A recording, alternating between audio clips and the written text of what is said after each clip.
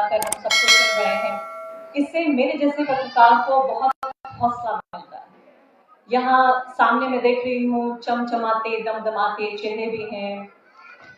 ये फर्क भी होता है खासकर जब महफिल पुरुषों की हो या महिलाओं की हो। महिलाओं की महफिल में कुछ हो ना हो, एक बात जरूर होती है, रंग बहुत होता है। तो आपने शायराना पूरा माहौल और यहाँ सब रंगीन देखकर एक से खूबसूरत कपड़े, मुझसे पहले भी किसी ने कहा कि कपड़े में देखते आए हूँ, नेहा ने शायद कहा, तो मैं भी यहाँ देख रही हूँ और इतने सारे रंग देखकर जो मैंने पिछले 10 साल में इतने रंग नहीं देखे हैं। 10 साल की पत्रकारिता में सिर्फ मैंने रंगों का उड़ना देखा है, मैंने चेहरे से मुस्कुराहटों का गुम हो जाना देखा है, मैंने एक पूरे लोकतंत्र का कत्ल अपनी आंखों से होते देखा है। हर गांव देहात शहर जब मैं जाती हूँ, वहां देखती हूँ कि किस तरीके से जो 75 साल में हमने बनाया था, 65 साल में बनाया था, वो पिछले 10 साल में किस तरह किरची किरची बिखर गया है। और जब महिलाओं के अधिकारों की बात कर रहे होते हैं, तो महिलाओं की जो अधिकारों की बात है वो आइसोलेशन में नहीं की जा सकती। यानी ऐसा नहीं हो सकता कि देश तरक्की कर रहा है और महिलाएं नहीं कर रही, ऐसा नहीं हो सकता कि महिलाएं तरक्की कर रही हैं और देश नहीं कर रहा, ऐसा नहीं हो सकता कि लोकतंत्र आगे बढ़ रहा है और महिलाएं पीछे हैं, ये भी नहीं हो सकता कि महिलाएं पीछे रह गई और लोकतंत्र आगे बढ़ गया। तो आप ये समझिए कि महिलाओं के जो अधिकार, उनकी आजादी और उनके बराबर की जो जगह है, वो सीधे सीधे देश की तरक्की से जुड़ी हुई है। कि वो सरकार है, वो मर्दवादी सरकार है, वो मर्दवादी प्रधानमंत्री हैं जो खुद कहते हैं कि उनका सीना 56 इंच का है। मैं सोचती हूँ सीना तो मुझे मालूम नहीं कितने इंच का है, हो सकता है 56 इंच का हो, लेकिन उनका दिल बहुत छोटा है।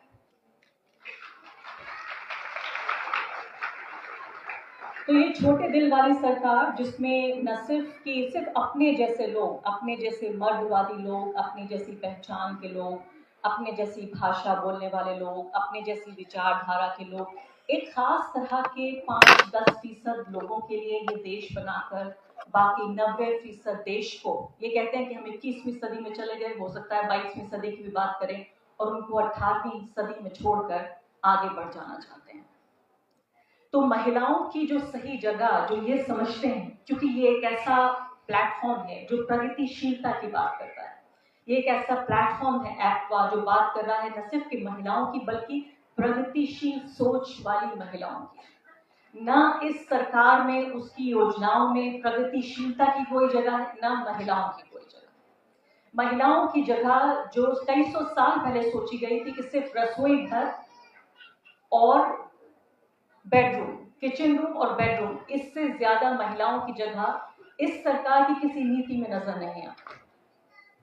इस हद तक नजर नहीं आती कि जब इतना बड़ा कदम उठाया गया कि महिलाओं के लिए हमारी जो विधानसभा और हमारी लोकसभाएं हैं, संसद में और साथ ही विधानसभाओं में, जब अनाउंसमेंट हुआ कि भाई अब 33 साल पुरानी इस मांग को बाकायदा पूरा किया जाएगा, सिर्फ और सिर्फ किराए के टट्टू लाकर, किराए की औरतों को लाकर, आप यकीन जानिए इसमें कोई एग्जैजरेशन नहीं है जब मैं ये कह रही हूं आपसे, ये सेलिब्रेशन संसद में नहीं होना था। अगर वाकई महिलाओं की सशक्तिकरण के लिए कानून बनता तो ये जश्न सड़कों पर मनता। संसद में जो महिलाएं आई, संसद में वो बीजेपी की कार्यकर्ता थी, वो फिल्म एक्ट्रेसेस थी, वो बीजेपी की तमाम जो उनकी सांसद हैं वो थी। सिर्फ उन लोगों ने, पीछे तमाम महिलाएं खड़ी हुई हैं, आगे एक पुरुष खड़े हुए हैं। यानी इन महापुरुष ने हमें हमारी जगह दे दी। महिलाओं की जो पूरी जो जगह है, जो इस लोकतंत्र में दिखाने की कोशिश कर रहे हैं, वो एक सपोर्टिंग रोल में कर रहे हैं, कि सिर्फ समर्थन कर रहे हैं, यानी कि आप हीरो आप ही बने रहेंगे, सिर्फ समर्थन हम कर रहे हैं। तो यहाँ इतनी सारी महिलाओं को देखकर और एक सुर में बोलते देखकर मुझे बहुत अच्छा भी लगा, क्योंकि पिछले 10 साल में महिला एकता को मैंने इतना कम महसूस किया है। क्योंकि इस पूरे सरकार की जो विचारधारा है, ये सिर्फ 10 साल की विचारधारा नहीं, जो आरएसएस की 100 साल की विचारधारा है, उसका एक सूत्र है, और वो सूत्र है बांटो और राज करो, डिवाइड एंड रूल। अंग्रेजों से इन्होंने एक बात बहुत अच्छे तरीके से सीख ली, या मैं कहूँगी हो सकता है अंग्रेजों को इन्होंने ही सिखा दिया, वो ये है कि बांटो और राज करो। अब महिलाएं सिर्फ महिलाएं नहीं, महिला अब हिंदू महिला है, महिला अब मुस्लिम महिला है, महिला अब सिख महिला है, महिला अब ईसाई महिला है, महिला बीजेपी की महिला है, कांग्रेस पार्टी की महिला है, समाजवादी पार्टी की महिला है, उत्तर भारत की महिला है, दक्षिण भारत की महिला है, उच्च जाति की महिला है, दलित वर्ग की महिला है, पिछड़ी जाति की महिला है, अमीर महिला है, गरीब महिला है, संसद के अंदर बैठी महिलाएं, संसद के बाहर बैठी महिलाएं।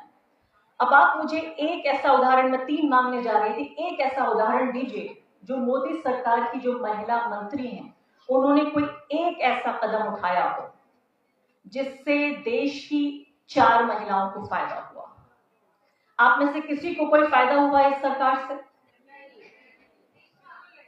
भाई आप देखिए कि रक्षा मंत्री से लेकर और वित्त मंत्री तक महिलाएं महिला हैं। आज तो सबसे बड़ी बात हो गई, सबसे कमजोर तबके की महिला यानी ट्राइबल कम्युनिटी से, हमारी आदिवासी समुदाय से एक महिला को राष्ट्रपति बना दिया गया। क्या आपको कोई फायदा हुआ? क्योंकि फर्क इस बात का है कि जब तक वो विचारधारा स्तर पर रहेगी तब तक इससे कोई फर्क नहीं पड़ता कि प्रधानमंत्री पिछड़े वर्ग के हैं, राष्ट्रपति आदिवासी वर्ग की है। जो विचारधारा है वो एक विचारधारा है, वो विचारधारा है भारत के एक समुदाय में एक जाति वर्ग का ये देश बनाया जा रहा है। आपको बार बार ये कहते हैं कि हम हिंदू राष्ट्र बना रहे हैं, मैं कहती हूँ इससे बड़ा कोई झूठ नहीं है। यहाँ जितने लोग बैठे हैं मुझे लगता है इनमें से 90% से ज्यादा लोग हिंदू समुदाय से आने वाले लोग। क्या ये देश आपके लिए बनाया जा रहा है? आपके लिए बन रहा है देश? आपके लिए ऊपर?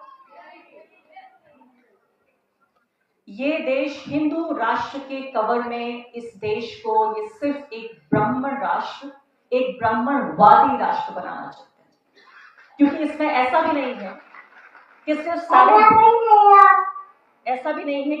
ब्राह्मणों को फायदा हो रहा।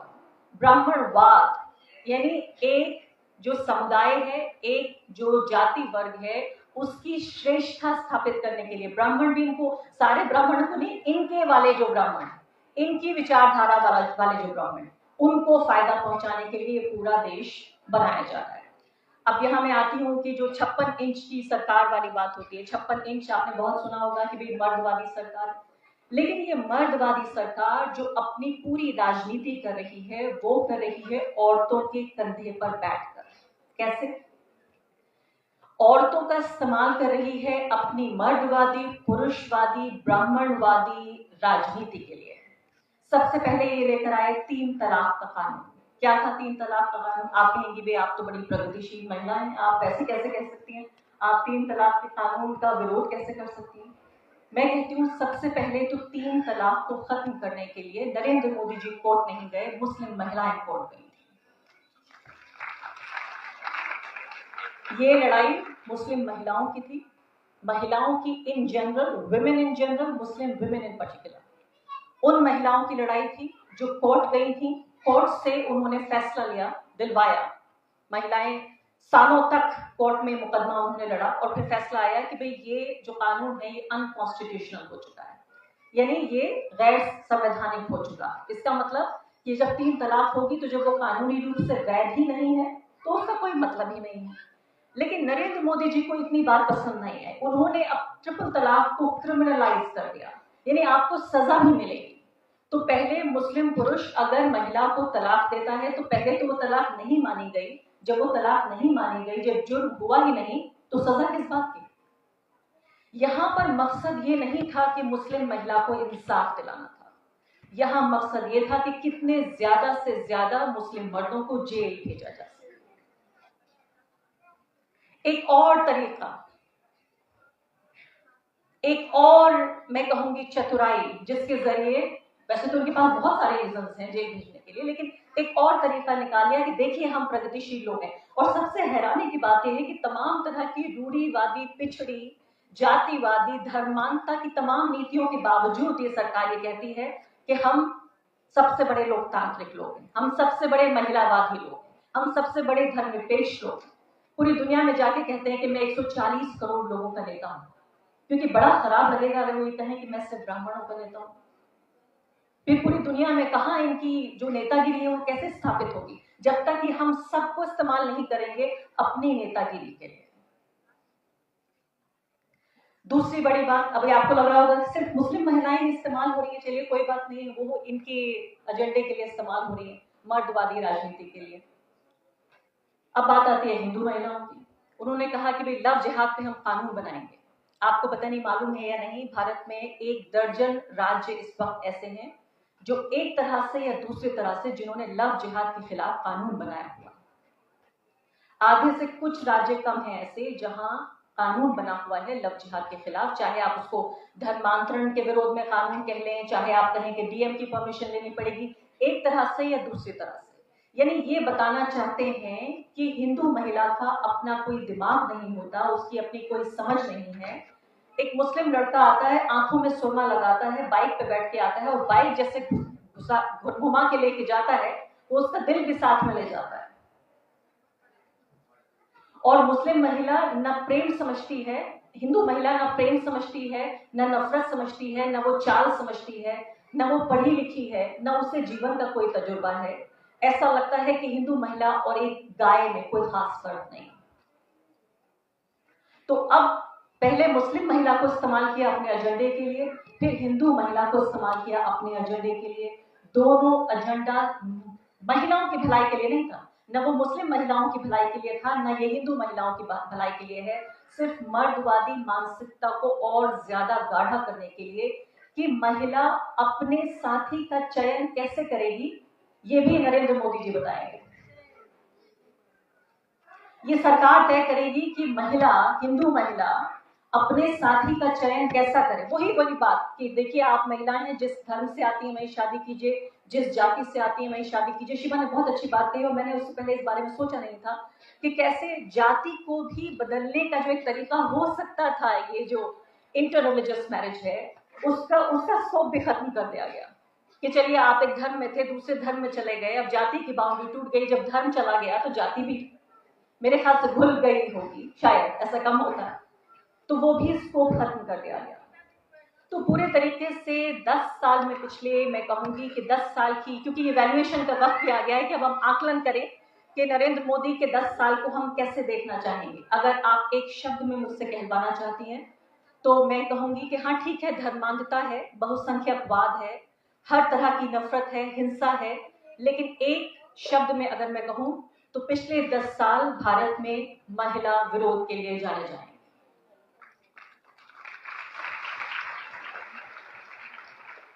एक दौर होता था जब मैं एनडीटीवी में काम किया करती थी और मैं जिस रोज नई जैकेट पहन लिया करती थी, बहुत सारी जो पत्रकारिता की छात्र छात्राएं होती थी वो ईमेल करके मुझसे कहती थी कि आपका जैकेट का रंग बहुत पसंद आया, आपके मुझे बोलने का अंदाज बहुत पसंद है, कोई कहती थी आपका हेयर स्टाइल मुझे पसंद है, कोई कहती थी आपकी जैसी मैं पत्रकार बनना चाहती हूँ। 10-12 साल पुरानी बात है। और कहती थी कि मुझ में एक तरह का आदर्श वो देखती हैं।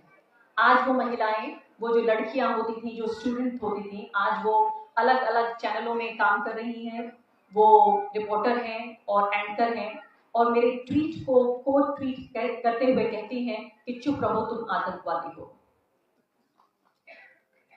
जो एक वक्त में मेरी फैन गर्ल्स हुआ करती थी, जो मुझसे प्रेरणा लेती थी, मेरे जैसी पत्रकार बनना चाहती थी, मेरे जैसी एंकर बनना चाहती थी, मेरे स्टाइल को कॉपी करना चाहती थी, आज उन्हें मुझ में न पत्रकार दिखता है, न एंकर दिखता है, न महिला दिखती है, न रिपोर्टर दिखती है, उन्हें मुझ में सिर्फ एक मुसलमान दिखती है।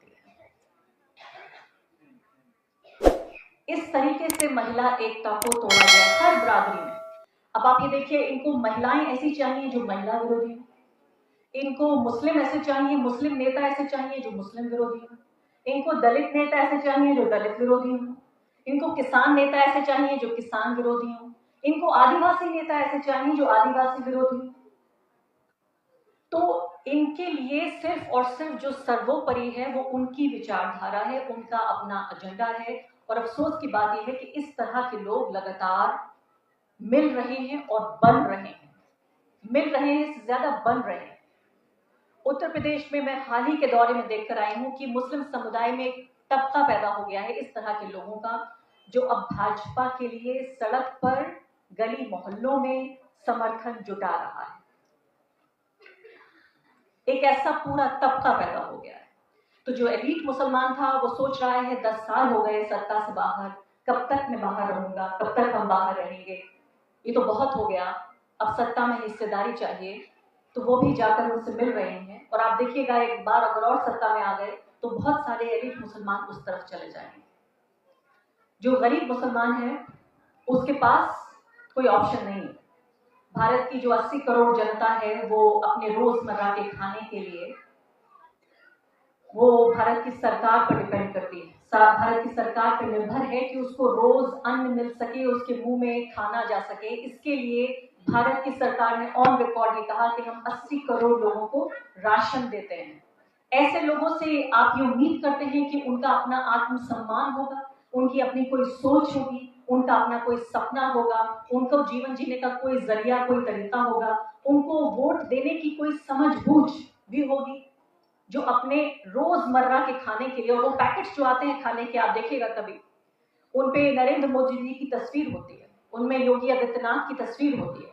तो बहुत सारी महिलाएं हमारे गांव देहात में ये समझने लगी हैं कि हमारे लिए जो रोजी रोटी का साधन है वो पति होते थे पहले, पिता होते थे पहले, बेटा भाई होता था, अब मोदी जी हमारे घर में अनाज ला रहे हैं। तो ऐसे में बड़ी तादाद मुस्लिम समुदाय के लोगों की भी है। तो मैंने आपको बताया कि एलीट तबका उधर जा रहा है, पहले ही वहां कोशिश कर रहा है। वहां मैं कहूंगी कि धागे डालने शुरू हो गए। और जो गरीब आदमी है उसके पास कोई ऑप्शन नहीं है, वो 5 किलो अनाज के बदले अपने वोट का सौदा कर सकता है। और मैं उसके लिए उसे आरोपित नहीं कहूंगी, मैं ये नहीं कहूंगी कि उसका कसूर है। ऐसे में सिर्फ एक मिडिल क्लास बचा है। वो मिडिल क्लास जो दफ्तर जाता है तो उसे नफरत की निगाह से देखा जाता है, जो वो स्कूल जाता है, वो कॉलेज जाता है तो उसके घर वाले सोचते हैं कि वो शाम को सही सलामत वापस आएगा या नहीं। आज मुस्लिम घरों में ये चर्चाएं होती हैं कि सिर्फ आपका घर जलाना तो दूर की बात है, वो तो अक्सर होता ही रहता है कि कब किसके घर पे बुलडोजर जले, कब किसका घर जला दिया जाए। आज मनोस्थिति ये है, इस कदर सांप्रदायिकता बढ़ चुकी है कि पता नहीं कौन दाढ़ी टोपी वाला जा रहा है और दूसरा सरफिरा। इसके लिए बीजेपी आरएसएस की जरूरत नहीं है। कौन सरफिरा सिर्फ उसको उसकी पहचान देखकर उसके ऊपर हमलावर हो जाए, इसके लिए अब बाकायदा स्टेट मशीनरी की भी जरूरत नहीं है। इन्होंने सड़क पर जो फुट सोल्जर्स हैं, जो उस तरह के सैनिक तैयार कर दिए हैं जो हिंदू राष्ट्र बनाने में समझते हैं कि उनका धर्म है। अगर ऐसा नहीं होता तो ये बताइए कि क्यों रेलवे प्रोटेक्शन फोर्स का एक कांस्टेबल उन लोगों की हत्या करता जिनकी सुरक्षा के लिए उसकी नौकरी है। किस मन से, किस मस्तिष्क से उसने वो अपनी सर्विस राइफल उठाई होगी और अलग अलग कोच में गया होगा। वहां मुस्लिम दिखने वाले जो लोग थे उन्हें छांट कर उसने 3 का कत्ल कर दिया और साथ साथ अपने उस साथी, अपने सीनियर का भी कर दिया जो उसने कहा कि अच्छी बात नहीं। तो ये इस तरह के सैनिक सड़कों पर और तैयार हो रहे हैं, जमीन पर तैयार हो रहे हैं, जिसके लिए अब जरूरत नहीं है। लोग पूछते हैं कि ये बताइए कि आरएसएस की विचारधारा कहां तक ये पैवस्त हो गई है। मैं कहती हूँ कि वो लोग जो आज आरएसएस की विचारधारा में यकीन रखते हैं उनको पता भी नहीं है कि आरएसएस क्या चीज है या विचारधारा क्या चीज है। उनको सिर्फ एक सोच ने उस कीड़े ने काट लिया है जिससे उनकी समझ में आ गया अब उनको आरएसएस की भी जरूरत नहीं है। आज वो दौर है कि अभी मैं वोटर का जिक्र कर रही हूं, मैं नेता का जिक्र कर लेती हूँ। दानिश अली का किस्सा सुना होगा आपने। न सिर्फ कि मुस्लिम समाज में वोटर की कोई हैसियत नहीं है, नेता की भी सिर्फ इतनी हैसियत है कि उसके साथ का नेता, यानी मुझे मेरे पत्रकार सहयोगी, मेरे ही समुदाय की, मेरी जो सबसे बड़ी मैं अपनी पहचान समझती हूँ, हर एक पहचान से अलग वो है मेरी पेशे की पहचान, कि मेरी सबसे बड़ी बिरादरी, सबसे प्रोमिनेंट जो मेरी आइडेंटिटी है वो ये कि मैं एक पत्रकार हूँ।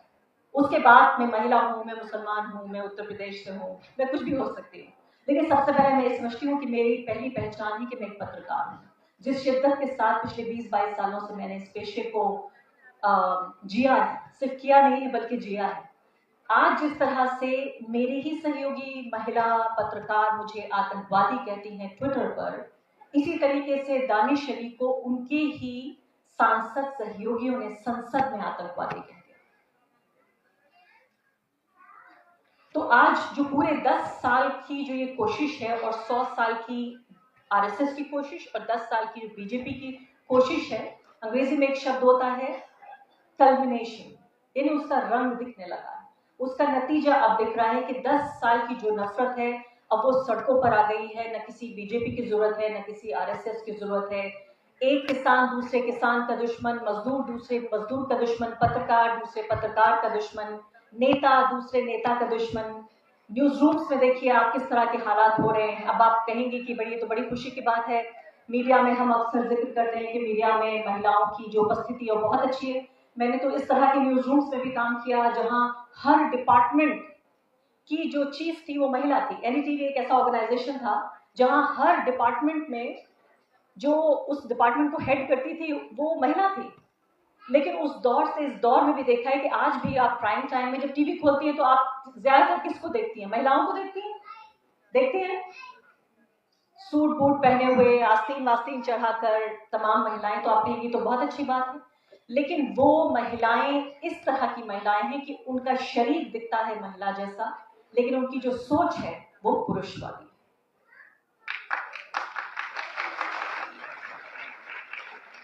तो हर तरफ इस तरह के लोग चाहिए जो कमजोर तबकों को, जिनको आगे बढ़ाने के लिए, क्योंकि आप ये समझिए कि जो संविधान है, जो लोकतंत्र है, इसकी जरूरत किसको है?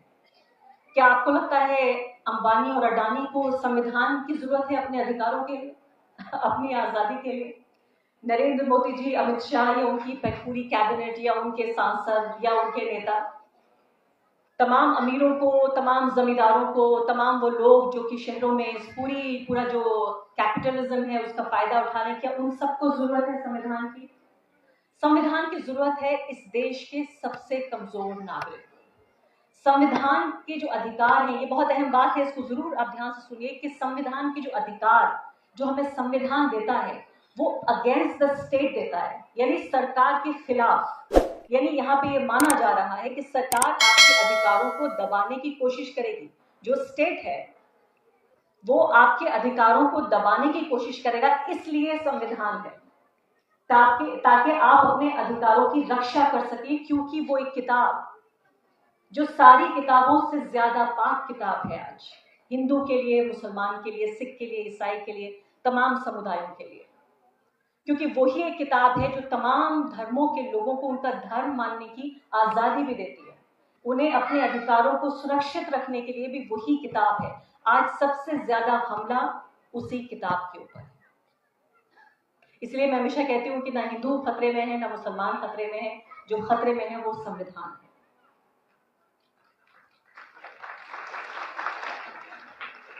बिना संविधान की हत्या किए न ये हिंदू की हत्या कर सकते हैं, ना मुसलमान की हत्या कर सकते हैं, ना और नॉर्थ ईस्ट में हमारी बहन को नंगा घुमा सकते हैं, ना नूह में लोगों के घर तबाह कर सकते हैं, ना फिर संसद में यहाँ दानिश अली को गाली दे सकते हैं। ये सब कुछ सिर्फ और सिर्फ संविधान पर वार है।